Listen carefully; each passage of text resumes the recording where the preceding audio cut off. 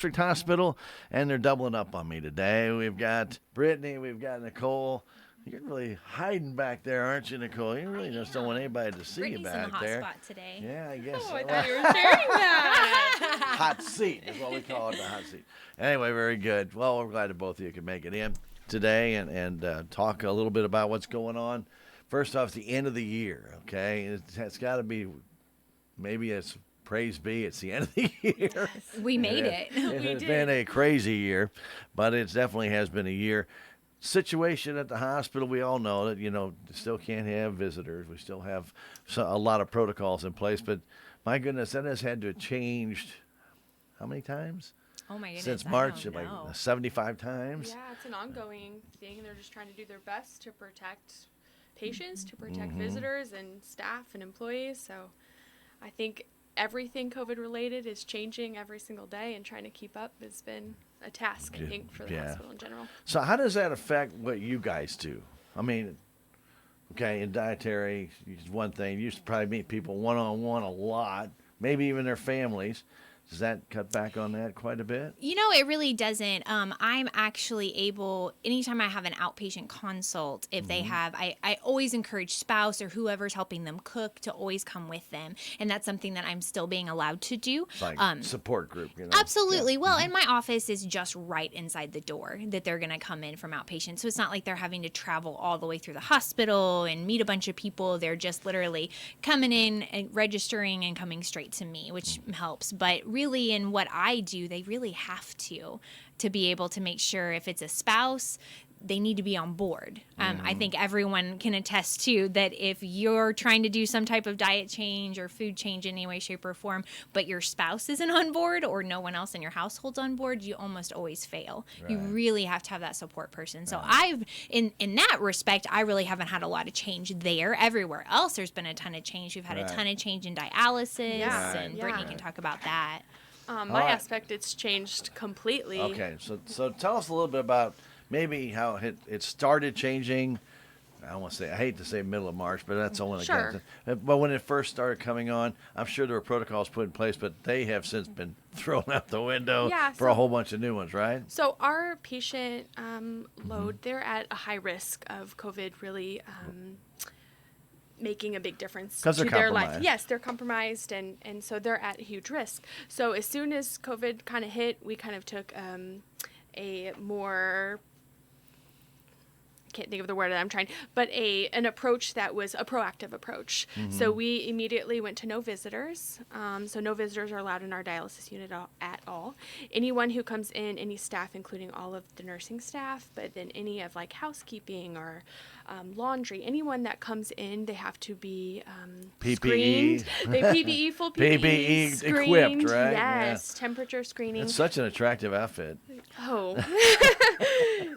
I'm not sure attractive is the word I would use, but maybe effective. How about that? Effective, Okay. definitely. Okay. And so it's made an impact. Patients see us through a mask and see us through a shield. So I think it's kind of impacted personable relationships with our patients. We try to work through that and make them feel as appreciated and loved as we can, but it has affected that some. Yeah, and in dialysis, you are not going anywhere once you are hooked up, Correct, right? I mean, yes. you are stuck there 4 hours to 6 hours, three maybe? to five. 3 to 5? Yeah. Okay, anyway, so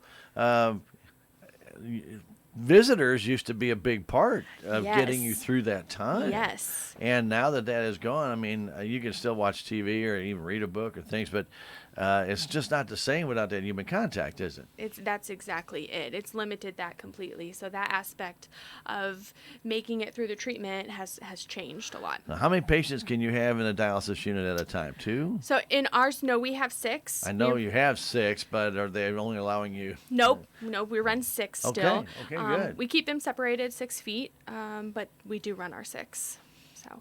You got a new machine coming. We do. Yeah. Did you get it yet? No, January. Okay. We're going to get it. Yeah, we're excited for it. Very good. Yeah. So good. That's very good. All right. So safety, precaution, going the extra mile. That's what this has all been about, even if it looks like overkill, right? Yeah. Yeah, and I think it's really helped us keep our patients safe. Even if it seems like a lot at times, we really have been able to keep the patients separated and safe, which is our number one priority. Right. Okay. And, you know, it's really brought attention to us, I think, even more is like staff, because I go in and out quite a bit to talk with the patients, just continually be an accountability kind of partner for the patients with their journey and what they're trying to do to keep their labs good, because we have ones that are ready for transplant. Like we have ones that are actively on transplant lists and they're trying to get it, one that's actually incredibly close.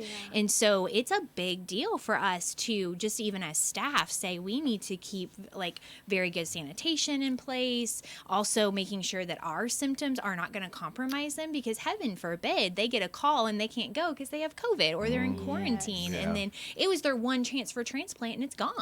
You know, so I mean, I think that's where it got really real for even me, thinking through, okay, yes, we do these protocols, we've always tried to be sanitary, you know, we've always tried to protect our patients as much as possible, but it's just changed a lot. Even the thought of, oh my goodness, even if you don't have it but you got quarantined, you can't go get your transplant. And I could have been, you know, a part of that if I wasn't watching myself. So for me, I think it's really brought to my attention even more, like, hey, it's not just about, oh yeah, I got to go to quarantine because I may get it. It's, hey, I'm affecting these people and the rest of their life. Yeah, going that extra mile just to make sure that they can still do the things that they want to do, have the treatment choice that they still want or still can have. That's been really important for us. Well, it's first off, I guess we really need to be appreciative that our hospital actually has a dialysis unit. Many small rural hospitals don't have that luxury, do they? That's true. That's very true. And to have that in this community is such amazing thing that we can offer the people. You know, we keep a wait list on our floor, and just to be able to offer that to this community is huge. It is big. It's very big. And we know how the dialysis unit has been going for many, many, many years. Dr. Weaver got that all started back in honor of his wife. And, you know, when you think dialysis, and I think a lot of people probably don't have a real big clue if they don't have it or they've not been close to it, to realize that this is not something that's going to go away. This is every other day. You have to go in and this whole system, and maybe explain what dialysis does that keeps these patients going, because the impurities that your blood has can kill you. Sure. And I think there's this huge misconception that our treatment choice is hemodialysis. You know, when a patient has kidney disease and they are trending towards, you know, it's something that we monitor and track. As they're trending towards that end stage where they're going to require dialysis, our ultimate treatment option would be transplant. Can we get this patient on the transplant list? Is there a way that this patient can get a transplant? That's ultimately what we want. And then after that, we have to think of other treatment options. So there's all kinds of home treatment options, and then there's in-center, which is what we offer. And when they come into in-center, we use this artificial kidney dialyzer is what we call it. And what it does is it works just as the kidney. So we take their blood out, we filter it through all these semi-permeable membranes, and then we put it back in. After we've cleaned it, we remove the fluid that your kidneys naturally remove, and then we place it back in for the patient. And if that doesn't happen, they will die. Yes, they will. That's just the impurities in the blood, just you can't get rid of them. And so they will start to shut everything else down. It will. Okay, so we understand dialysis, how important dialysis is, and a lot of people just don't understand that, okay, well, if they're on dialysis, well, can they work themselves out of it?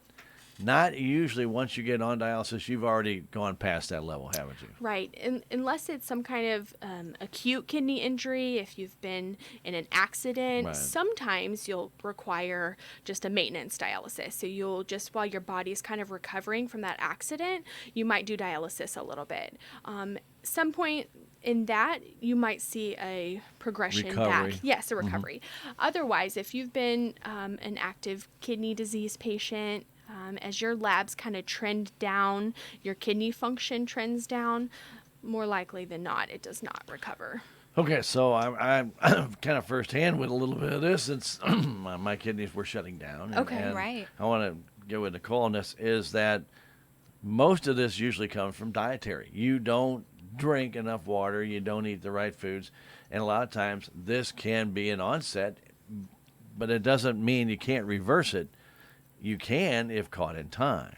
In right? an acute setting, absolutely. I think what people forget is that whenever we go into true like chronic kidney disease, that starts occurring from people who have high blood pressure and they continually allow it to be uncontrolled. They don't take their medicine the correct way. They don't change their diet there, or diabetes. 25% of uncontrolled high blood pressure end up in dialysis. 40% of uncontrolled diabetics end up in dialysis. So if you have both, I mean, just your chance of ending up there is so incredibly high. So that's why I love catching those new diabetics, because I can really capture them right at the beginning, or someone who's brand new with, hey, my blood pressure, I'm really having a lot of problems here. We can capture them at the beginning in hopes to help them, because years of non-compliance, you slowly kill your kidneys, and you can't change that. You can't reverse that. It's not like acute kidney injury in your case, Stan, where,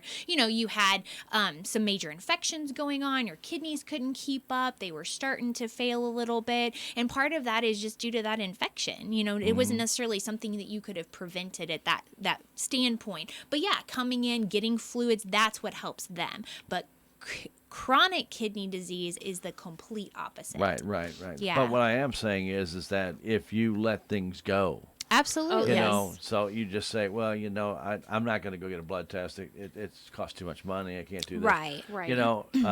Knowing what your creatinine level is, you need to keep an eye on it, because if you're hovering around 1, you're in good shape.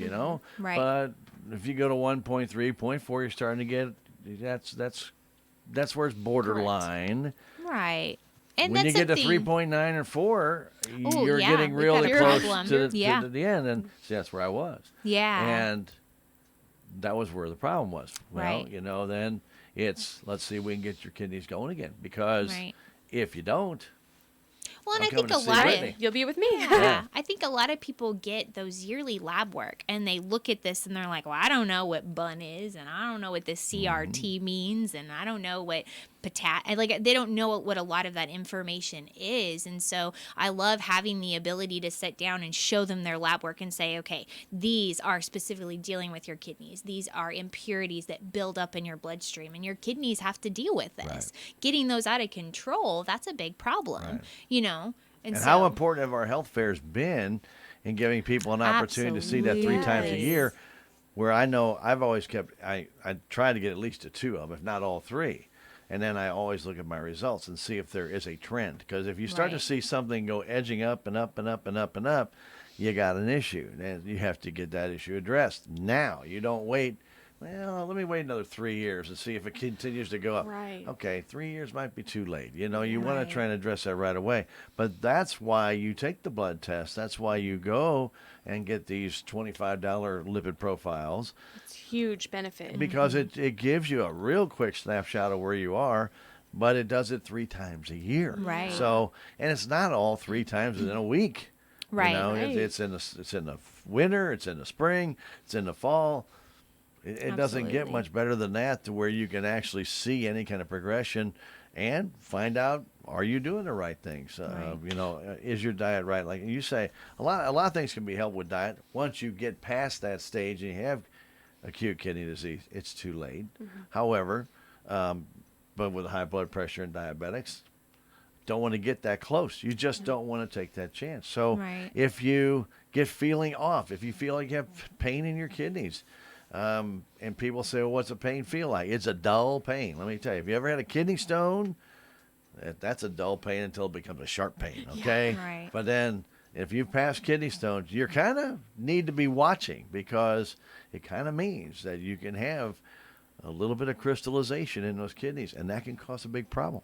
Right. Well, and I think people forget, too, that if you're in chronic kidney disease, any stage from 1 to 3, we can still stabilize you from a diet perspective. Sure. We really can. And that's where I hope that people are asking questions with their doctors. You know, they have high blood pressure, they have diabetes, they've got other things going on, like asking on a regular basis, hey, like, how are my kidneys doing? Like, are we in? Because I've often found that by the time people get to stage 4, they've said, well, no one ever told me anything about chronic kidney disease or that I had any problems with my lab work. You know, the doctors were just watching it. It was never a conversation that they asked to have. So really, people have to be proactive. You get those lab work. Don't just take the doctor's word for it. Like, ask questions, ask for a printout, you know, look at it yourself and start asking, okay, well, what do these mean? Where am I at? If you start hearing words like, hey, you're in CKD stage 1 or 2 or 3, then, you know, meeting with a dietitian, making sure that, hey, can we stabilize you? Can we hold you there? Like, you're already there. I can't make you get better, but I can stabilize you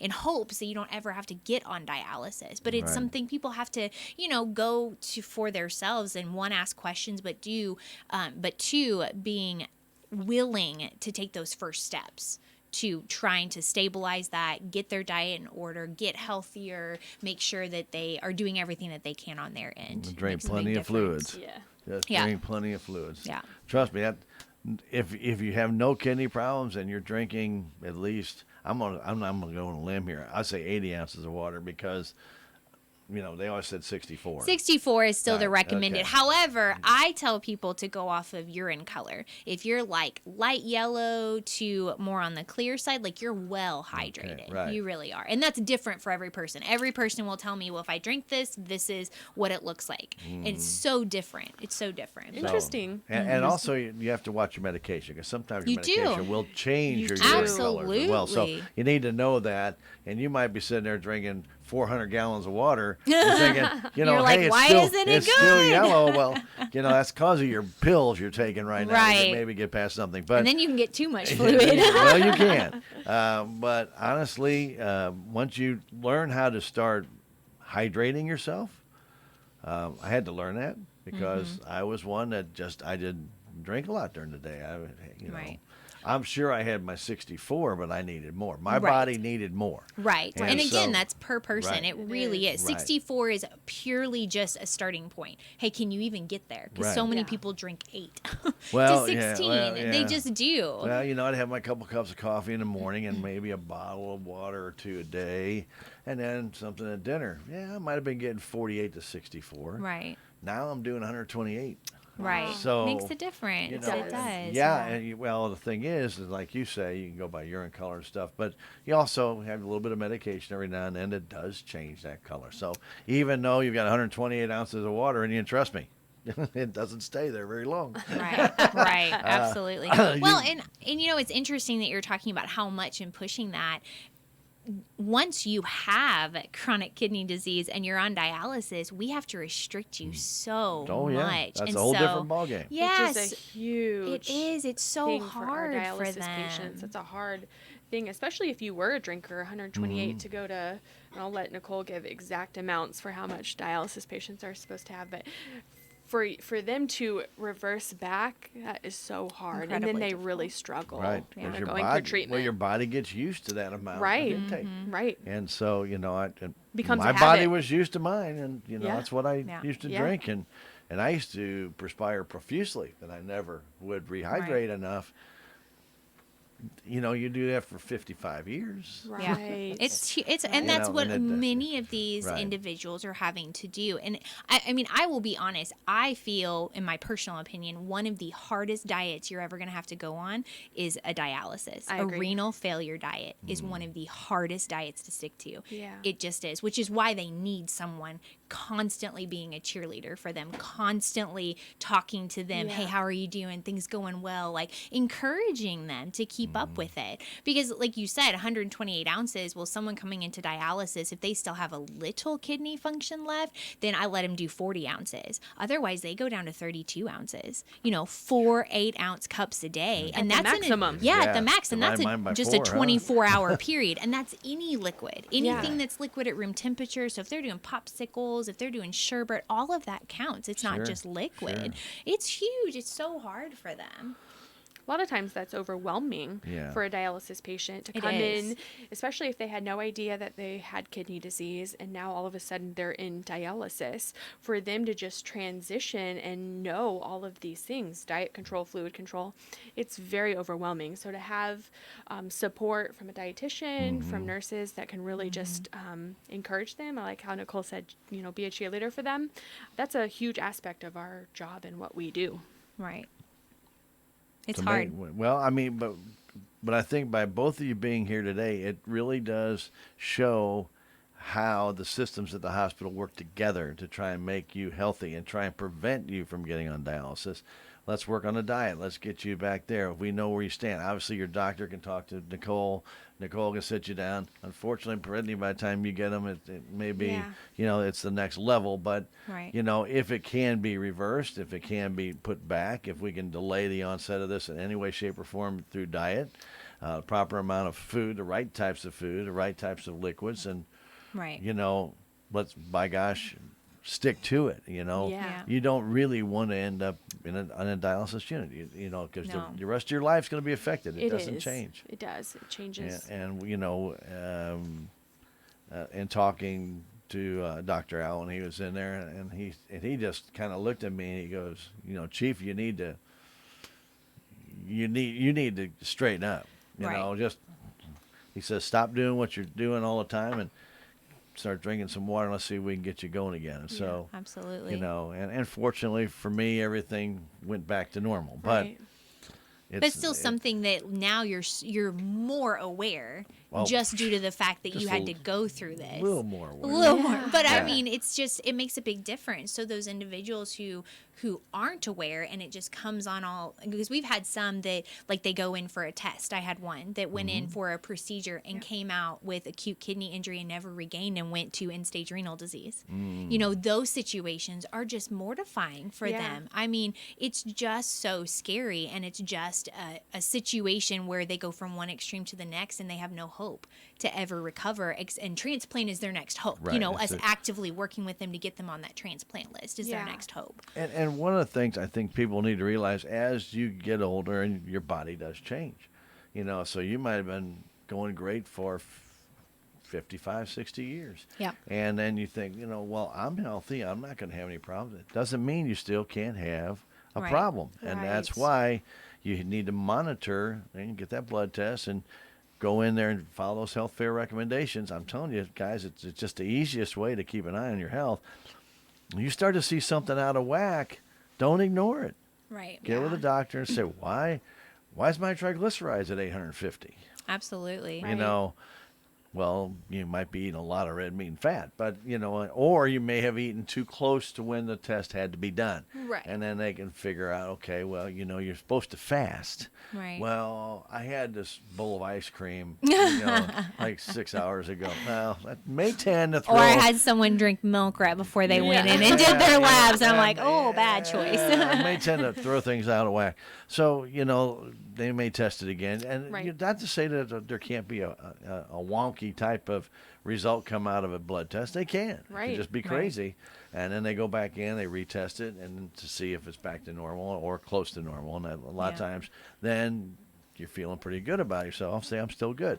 But if you ignore it, just say, I'm not going to worry about that. It's just one of those many little factors. I'm not too worried about it. Yeah, it can be major damage to your system. It really can, And to speak on that too, I'm in a group of just renal dietitians where we can just like bounce ideas back and forth, ask questions if we're stumped with a patient.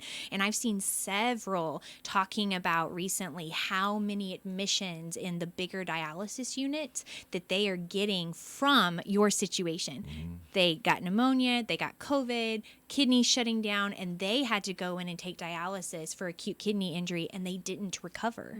And now they're end-stage renal disease, and it's all due to COVID for them. And I mean, obviously they've had other comorbidities that put them there as well too, and they probably already had some loss of renal function, but still it was, you know, just like the tip of the iceberg. It just sent them right over where they just couldn't recover like you who was able to. And we hope that most are, but I think it's something just to be so aware. I think so many people forget. But there usually are some warning signs, and I'm not going to tell you It's not going to come out, like the Bugs Bunny sign right in front of your face. Saying, Wouldn't that be nice? You need to get tested. In my case, I had that dull pain in my kidneys, both sides, but I thought it was going to be a kidney stone. So I did not react, and so that's why it got to the stage it did. So, again, there are warning signs. A lot of times there are warning signs. Sometimes there's not. Right. Sometimes there's not. But if there is a warning sign, if it feels odd and it's still there after 5, 6, 7, 8 hours, get it checked. Yeah. Right. Contact the doctor. Say, I need to get this checked. A simple blood test can answer a lot of questions. Yes. Absolutely. Very Way true. ahead of time before you have And to. be proactive with your lab work. I'm amazed how many people aren't aware of wellness prevention within their insurance that's built in for free yearly wellness labs. All you have to do is call your insurance company, and 9 times out of 10 at minimum they will do a lipid panel and a glucose, and then you can do your SMDH health fair to get the rest of it. Like, don't pay for things you can get for free through your insurance company just because you weren't aware of your benefits. Right. So becoming very aware, call them, find out, hey, what are my wellness labs? What can I get on a yearly basis? Then finish getting the rest of them on a yearly basis. And one of the problems we have with our healthcare system right now, and just what you're talking about, is that every year they change your They do. They change your insurance. And most people will see it, and it may be like if Anthem renews you, you think you're getting the same policy. Right. Because they said, oh, well, this is the policy. We don't offer the same policy you had last year. This is your new policy. It's the same number. It just has a XL or something on the back side of it, just a little bit of a change. But the benefits aren't the same, Right. So they've changed it. So you assume that this is going to happen. But And then call. I know. But a lot of times you called the year before. You're good. Call this year. You don't call this year. Well, I know I'm good. I checked it last year. It's the same policy. No. It's not. I So- always say call every year. So every January year. 1st, remember, they change it all now. It didn't used to be that way. When you got health insurance years ago, It was the same. it was the sure. same forever until you changed policies. Not anymore. They change them for you. So you got to be a little bit proactive. And I think what Nicole's saying is all of us need to be proactive. And there's nothing wrong with getting a blood test. That's why the health fair was so good. Get that blood test. But I always took the whole gambit. I didn't need the bone density test after a while. I did get another one last year, and they kicked me out. They said, your bones are rock Kicked you solid." out. Yeah. Leave. Yeah. Stan, we don't want They you just anymore. said, your bones are hard, man. They go, that's good. That's good. But there's nothing wrong with that. I had taken them 5 or 6 years before that. Don't be reactive, be proactive. Absolutely. Try and get a jump on your health as fast as you Advocate can. for yourself. You're the best advocate for yourself. So be proactive. So to we're go. talking about January 1st, guys. It's 2 days away. I know. So your crazy. insurance is going to be Goodness. changing. So very, very, very, be very proactive with that. And you can usually get your benefits, but read them. And then if you don't understand them, call. Yes. Absolutely. Yeah, that's why they got a number there. New Year's. I know that this is a tough time because we're at holidays. How does dialysis work on holidays? We have treatment. We do change our treatment schedule a little bit for Christmas. We offer that holiday to the patients to be with their family and their friends. So we'll adjust the schedule, but that just means they have to come a different day of the week. But then the rest of the holidays, we're in treatment. Those patients need treatments, Oh, yeah. especially Yeah, during sure, holidays when sure. they're going off their diet a little and off their fluid Well, a little. it's- And so they need treatment, and so we offer it. And New Year's is similar. Yeah, we'll similar. be there. Yeah, very good. And also, I just want to touch base with Nicole. Now, this is a time when we do tend to kind of stray from that good diet, isn't it?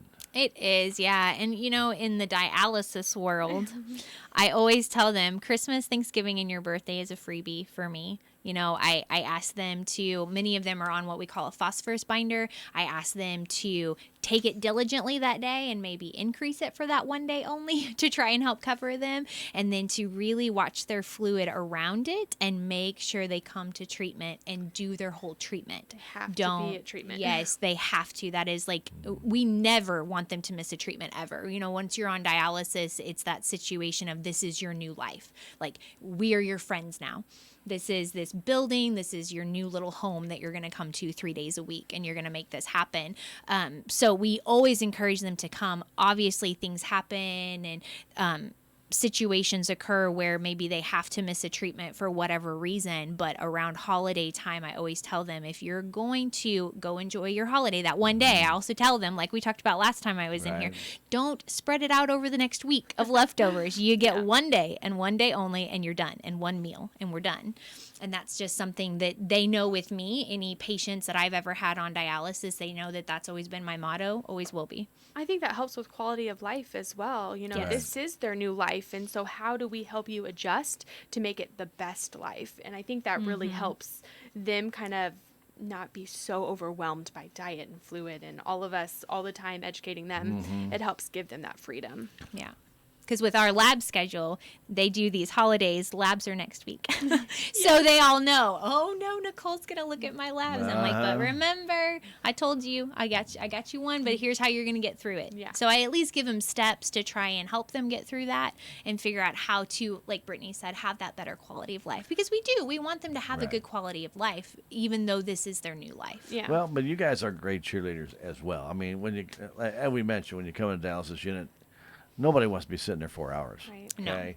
No. And your staff, and when you talk to them, it's a pump up. Come on, guys. Absolutely. Do this. More positive, more positive, more positive. And so, and sometimes that's not easy. I mean, you're sitting, somebody might have teetered on the edge there, went a little bit too far. They're coming in and they're not feeling good at all. Right. And, you know, it's one of those things, you hate to see that, but they're going to be struggling. And it doesn't just clear up because you get to dialysis. It'll be that way for what, about a week until they can finally maybe get back. Or longer. Yeah, but they have to understand that this can happen. So, but it's the support staff that they get with Nicole on the diet side and Brittany and her staff on the dialysis side. You guys do a fantastic job. You know, it's you see your patients all the time, and you're like family. And like you said, we are, and it hurts our heart to see them suffer. It really does. It really does. So I say all the time, I see them more than I see some of my, extended family. And so they become just like family. And so you want the best for them. You really and you learn so much about them. Like, you want to learn them. Like, I want to know what their family life is like. I want to know who encourages them at home. Like, we want to know all of that because we're there trying to help too. Yeah. Well, you guys do a fantastic job. Thank you. Happy New Year to both of you. Thank you for coming in, spending some time with us, and talking about our dialysis unit and the proper nutrition as well. And we want to remind everybody, nutrition is very, very important.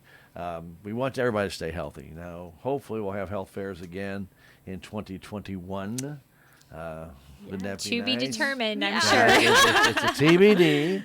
It's a TBD. Right As my now. husband says on everything, subject to change. Well, that is our new sentence. Everything is subject to change. Isn't everything, right? Everything. Isn't everything. Now more so than ever. Absolutely. But hopefully they'll be able to, we'll get this viral infection under control, and everybody will be able to get back out there and get those tests done and monitor your own health, guys, and be smart about it. You know, absolutely. 5,000 tons of cookies is not going to be good for you. And know your resources. Right. Know where you can go to get help, professional health help, just information, questions answered. Know where you can go to do that. Yeah. Right. And don't forget to contact your physician. Yes, please. Because if you want to see Nicole, just talk to your physician and say, would it be good if I saw a dietitian? And they can set up a time with Nicole, and you guys can sit down and go over it. And then, of course, Nicole reports back to the doctor. This is what we're talking about, so that everybody's on board. Absolutely. And so no one ends up with me. Yes. If you're at Brittany, I'm sorry. Well, it's nice to say hi. Wonderful. Okay? Yes, just say hi as you're walking. Yeah. Nice to say hi. But again, all the work that you guys do down there, it's gut wrenching. Have you ever been down there to watch these people having to come in? And it's I used to go down and visit Dwayne McCollum when he had his dialysis all the time, and we'd talk for a couple hours, but then I couldn't stay, and then I'd have to leave, and he didn't want me to go, and I understand that. You're not going anywhere. You're just going to sit here, and then when he'd get done, he was just wiped out. Wiped out, yeah. Well, and I do want to mention this too, because this is a resource we have in Salem I knew nothing about until I started working at Salem Hospital. And that is, we do have a nephrologist that comes down once a month to see out patients. So you don't have to drive if all the way to St. Louis. If you're wanting a nephrologist in St. Louis, we have a group that comes down to us. Right. I had no idea that was a resource here. I think that's phenomenal to have in a rural town. You just don't see that other places. Right. So if you have any questions, though, talk with your doctor, and they'll be more than happy to help you out. And if you need to get with Nicole, and of course, she loves talking to everybody. I do. She does. Stan, She really do. She loves coming on the radio. And Brittany, we thank you, and a great job you guys do. Thank you. Happy New Year again to both of you and your families. Thank you. Let's have a good 2021. What do you Yes. think? Yes. A little Agreed. bit better than 2020. And again, if anybody needs to get in touch with you guys about your services, can they do so? Sure. What's your number? Or your extension? The hot 7410. 7410 the hospital. 729-6626, 7410 extension. And yours, Nicole, I should have this memorized You by should have this memorized. So you can call 729-5917, extension 2110. 2110. Okay. Ladies, appreciate you coming in, spending a little time with us today. And hopefully our listeners got something out of this. This is critical. Because once you get to see Brittany, there's really, unless it's like you were talking about, a temporary fix for it, you're going to see her a lot. Yeah. Yeah. Yeah. And we just we hope anybody that gets to that stage, you do realize that you are very, very fortunate in a local rural area to have dialysis right here. Absolutely. Yeah. Many Absolutely. people have to travel long distances. Long time. Yes. 3 times a week to get dialysis done. Yes. So Yes. we're very, very fortunate to have that. Ladies, again, thank you very much. Thank and, you. And we will talk to you again next year. Okay, Yes. I can actually say that You with can. confidence. Yes. Next year. Stay tuned.